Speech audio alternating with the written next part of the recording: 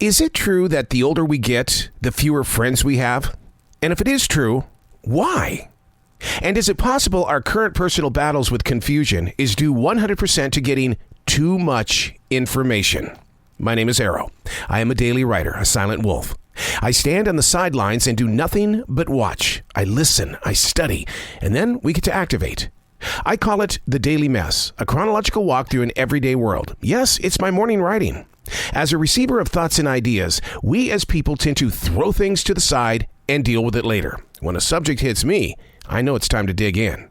It's still keeping a daily journal, but by doing the research, the pictures become clearer. This is the daily mess. Observation number 49. The older we get, the less real friends we have? It's a very true statement. In some studies, it's not because the older we get, the angrier we get, which means we have fewer friends. No, it's not based on that at all. It's actually about the availability of time and opportunities. All relationships require work. As we age, it's natural to make our circles smaller, which adds value and quality to the moment shared.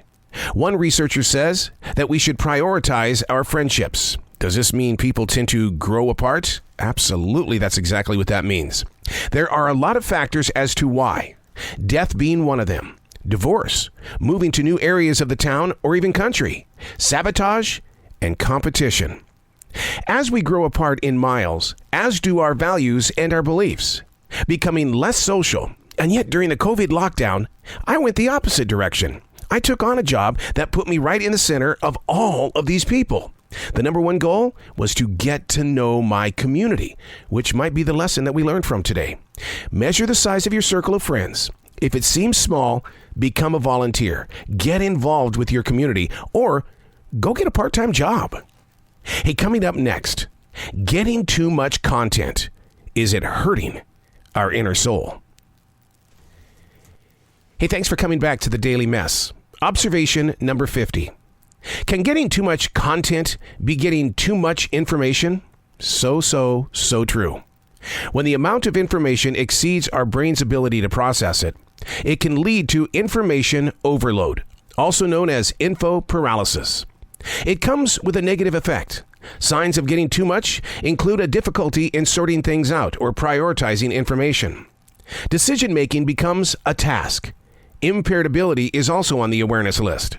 A lack of motivation and productivity. And anxiety. Too much information can serve as a huge trigger. Ways to break free of our addiction to content means cutting yourself off from that smartphone, setting goals, or creating intentions. If you're constantly craving content, go at it with what's called the miniskirt approach, a very little bit of info at a time. Read the headlines and maybe the first sentence. Here's one that'll get you. Stop looking at photographs. Pictures actually do more damage to you mentally than reading the story. I'm Arroe, and that's the Daily Mess.